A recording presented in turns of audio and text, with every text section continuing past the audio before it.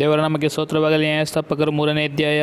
ಕಾನಾನ್ಯರೊಡನೆ ನಡೆದ ಯುದ್ಧಗಳಲ್ಲಿ ಒಂದನ್ನು ನೋಡದೇ ಇದ್ದ ಇಸ್ರಾಯೇಲರನ್ನು ಪರೀಕ್ಷಿಸುವುದಕ್ಕೂ ಇಸ್ರಾಯೇಲ್ ಸಂತತಿಯವರಲ್ಲಿ ಯುದ್ಧ ವಿದ್ಯೆಯನ್ನು ಅರಿಯದವರಿಗೆ ಅದನ್ನು ಕಲಿಸಿಕೊಡುವುದಕ್ಕೂ ಯೆಹೋವನು ಉಳಿಸಿದ್ದ ಜನಾಂಗಗಳವರು ಯಾರೆಂದರೆ 5 ಮಂದಿ ಫಿಲಿಷ್ಟಿಯರ ಪ್ರಭುಗಳು, ಸರ್ವ ಕಾನಾನ್ಯರು, ಚೀದೋನ್ಯರು, ಲೆಬನೋನ್ ಪರ್ವತವಳಿಯಲ್ಲಿ ಬಾಳ್‌ಹೆಬ್ರೋನ್ ಬೆಟ್ಟದಿಂದ ಹಮಾತಿನ ದಾರಿಯವರೆಗೂ ವಾಸವಾಗಿರುವ ಹಿವಿಯರು ಇವರೇ. ತಾನು ಮೋಶೆಯ ಮೂಲಕವಾಗಿ ಇವರ ಪಿತೃಗಳಿಗೆ ವಿಧಿಸಿದ್ದ ಆಜ್ಞೆಗಳನ್ನು ಇಸ್ರಾಯೇಲರು ಕೈಕೊಂಡು ನಡೆಯುವರೋ ಇಲ್ಲವೋ ಎಂಬುದನ್ನು ಪರೀಕ್ಷಿಸಿ ತಿಳಿದುಕೊಳ್ಳುವುದಕ್ಕೋಸ್ಕರ ಯೆಹೋವನು ಅವರನ್ನು ಉಳಿಸಿದ್ದನು. ಇಸ್ರಾಯೇಲರು ಕಾನಾನ್ಯ, ಹಿತ್ತಿಯ, ಅಮೋರಿಯ, ಪೆರಿಜ್ಜೀಯ, ಹಿವ್ವಿಯ, ಯೆಬೂಸಿಯ ಎಂಬೀ ಜನಾಂಗಗಳ ಮಧ್ಯದಲ್ಲಿ ವಾಸಮಾಡುತ್ತಾ ಅವರ ಕನ್ಯೆಯರನ್ನು ತಾವು ತಂದು ತಮ್ಮ ಕನ್ಯೆಯರನ್ನು ಅವರ ಕುಮಾರರಿಗೆ ಕೊಟ್ಟು ಅವರ ದೇವತೆಗಳನ್ನು ಸೇವಿಸಿದರು. ಇಸ್ರಾಯೇಲರು ಬಾಳ್ ಅಶೇರ್ ಎಂಬ ದೇವತೆಗಳನ್ನು ಪೂಜಿಸಿ ತಮ್ಮ ದೇವರಾದ ಯೆಹೋವನನ್ನು ಮರೆತುಬಿಟ್ಟು ಆತನ ದೃಷ್ಟಿಯಲ್ಲಿ ದ್ರೋಹಿಗಳಾದರು. ಆದದರಿಂದ ಆತನು ಇಸ್ರಾಯೇಲರ ಮೇಲೆ ಕೋಪಗೊಂಡು ಅವರನ್ನು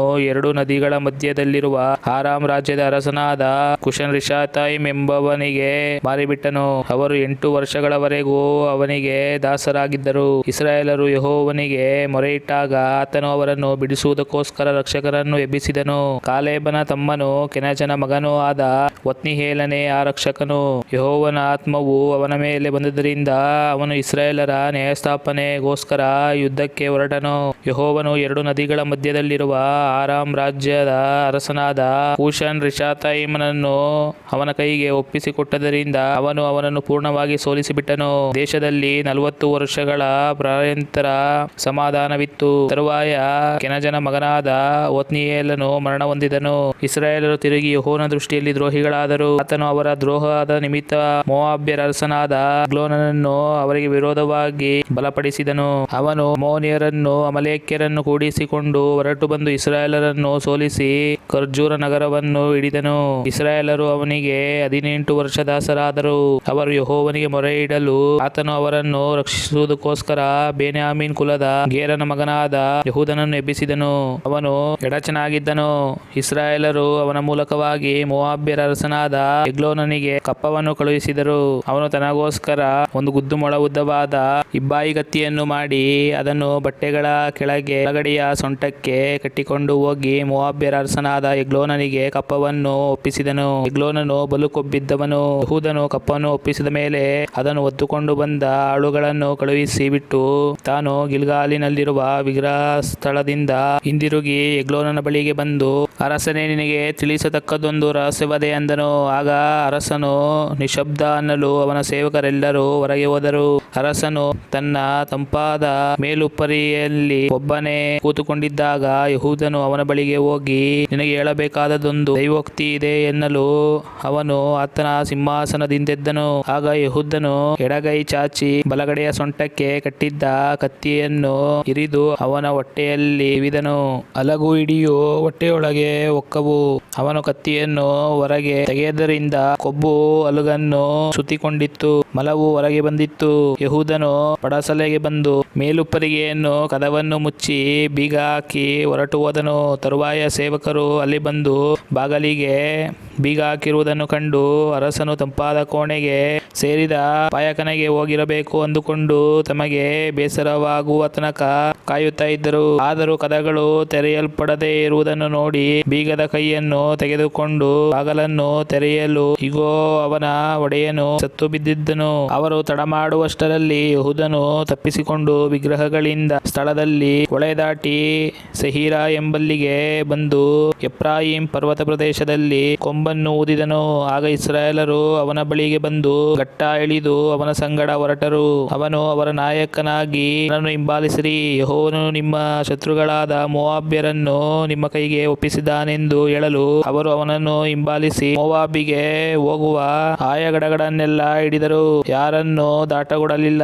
ಅವರು ಆ ಕಾಲದಲ್ಲಿ ಪುಷ್ಟರೂ ಪರಾಕ್ರಮಿಗಳೂ ಆದ ಸುಮಾರು 10,000 ಮಂದಿ ಮೋವಾಬ್ಯರನ್ನು ಒಬ್ಬನು ತಪ್ಪಿಸಿಕೊಳ್ಳದಂತೆ ಹತಮಾಡಿದರು.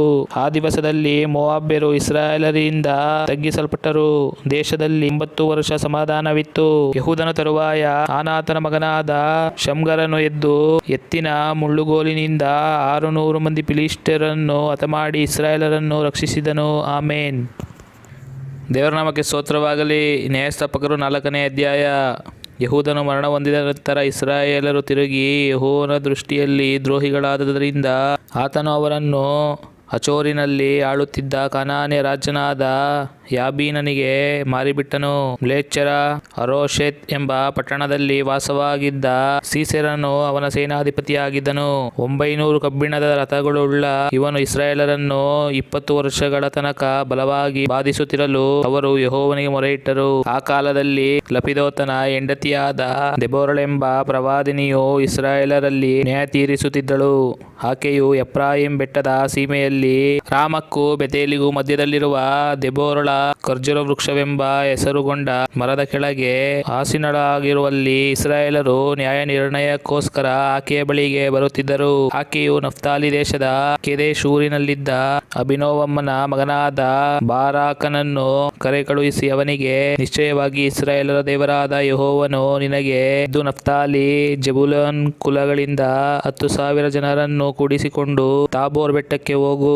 ನಾನು ಯಾಬೀನನ ಸೇನಾಧಿಪತಿಯಾದ ಸಿಸೇರನನ್ನು ಅವನ ಸೈನ್ಯ ರಥಗಳನ್ನು ನಿನ್ನ ಬಳಿಗೆ ಯೆಷೋನ್ ಹಳ್ಳಕ್ಕೆ ಎಳೆದುಕೊಂಡು ಬಂದು ನಿನ್ನ ಕೈಗೆ ಒಪ್ಪಿಸುವೆನು ಎಂದು ಆಜ್ಞಾಪಿಸಿದ್ದಾನೆ ಎಂದಳು. ಬಾರಾಕನು ಆಕೆಗೆ, ನೀನು ನನ್ನ ಸಂಗಡ ಬರುವುದಾದರೆ ಹೋಗುವೆನು, ಇಲ್ಲವಾದರೆ ಹೋಗುವುದಿಲ್ಲ ಅನ್ನಲು ಆಕೆಯು, ನಾನು ಹೇಗೂ ನಿನ್ನ ಸಂಗಡ ಬರುವೆನು, ಆದರೆ ಈ ಯುದ್ಧ ಪ್ರಯಾಣದಲ್ಲುಂಟಾಗುವ ಮಾನವು ನಿನಗಲ್ಲ.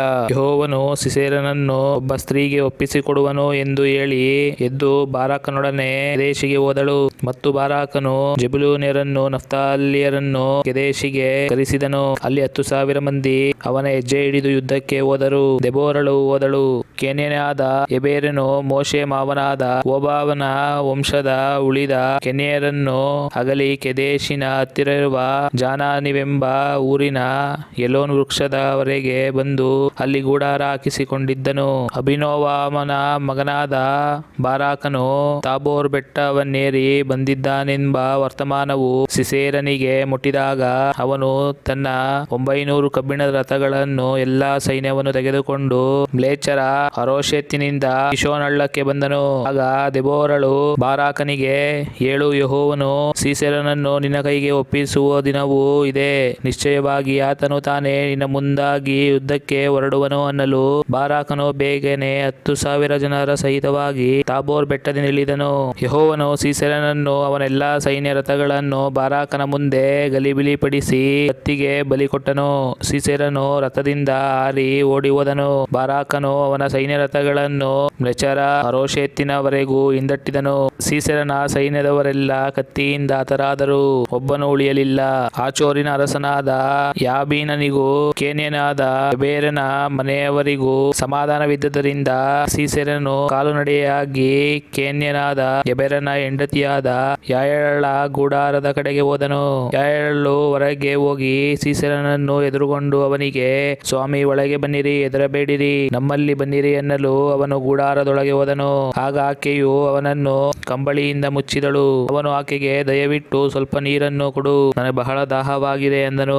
ಆಕೆಯು ಬುದ್ದಲಿಯನ್ನು ಬಿಚ್ಚಿ ಹಾಲನ್ನು ಕುಡಿಯಕೊಟ್ಟು ಅವನನ್ನು ತಿರುಗಿ ಮುಚ್ಚಿದಳು. ಅವನು ಆಕೆಗೆ, ನೀನು ಗೂಡಾರದ ಬಾಗಲಲ್ಲೇ ನಿಂತಿರು, ಯಾರಾದರೂ ಬಂದು ಇಲ್ಲಿ ಒಬ್ಬ ಮನುಷ್ಯನಿರುತ್ತಾನೋ ಎಂದು ವಿಚಾರಿಸಿದರೆ ಇಲ್ಲ ಅನ್ನು ಎಂದು ಹೇಳಿದನು. ಎಬೇರನ ಹೆಂಡತಿಯಾದ ಯಾಯೇಲಳು ಕೈಯಲ್ಲಿ ಗೂಡಾರದ ಗೂಟವನ್ನು ಒಂದು ಕೊಡತಿಯನ್ನು ತೆಗೆದುಕೊಂಡು ಅವನು ಆಯಾಸದಿಂದ ಗಾಢ ನಿದ್ರೆಯಲ್ಲಿದ್ದಾಗ ಮೆಲ್ಲಗೆ ಹತ್ತಿರ ಹೋಗಿ ಅವನ ಕಣತಲೆಯಲ್ಲಿ ಆ ಗೂಟವನ್ನು ಒಡೆದು ನೆಲಕ್ಕೆ ನಾಟಿಸಿದಳು. ಅವನು ಸತ್ತನು. ಅದೇ ಕ್ಷಣದಲ್ಲಿ ಸೀಸೆರನನ್ನು ಹಿಂದಟ್ಟುತ್ತಿದ್ದ ಬಾರಾಕನು ಅಲ್ಲಿಗೆ ಬಂದನು. ಯಾಯೇಲಳು ಹೊರಗೆ ಹೋಗಿ ಅವನನ್ನು ಎದುರುಗೊಂಡು, ಬಾ, ನೀನು ಹುಡುಕುವ ಮನುಷ್ಯನನ್ನು ತೋರಿಸುತ್ತೇನೆಂದು ಹೇಳಲು ಅವನು ಒಳಗೆ ಹೋಗಿ ಸೀಸೆರನನು ಸತ್ತು ಬಿದ್ದಿದ್ದನ್ನು ಕಂಡನು. ಅವನ ತಲೆಯಲ್ಲಿ ಗೂಟವು ಜಡಿಯಲ್ಪಟ್ಟಿತ್ತು. ಆ ದಿನದಲ್ಲಿ ದೇವರು ಕಾನಾನ್ಯ ರಾಜನಾದ ಯಾಬೀನನನ್ನು ಇಸ್ರಾಯೇಲರ ಮುಂದೆ ತಗ್ಗಿಸಿದನು. ಇಸ್ರಾಯೇಲರ ಹಸ್ತವು ಹೆಚ್ಚು ಹೆಚ್ಚು ಬಲಗೊಂಡದ್ದರಿಂದ ಕಾನಾನ್ಯರ ಅರಸನಾದ ಯಾಬೀನನು ಪೂರ್ಣವಾಗಿ ಸೋತು ನಿರ್ನಾಮವಾದನು. ಆಮೇನ್.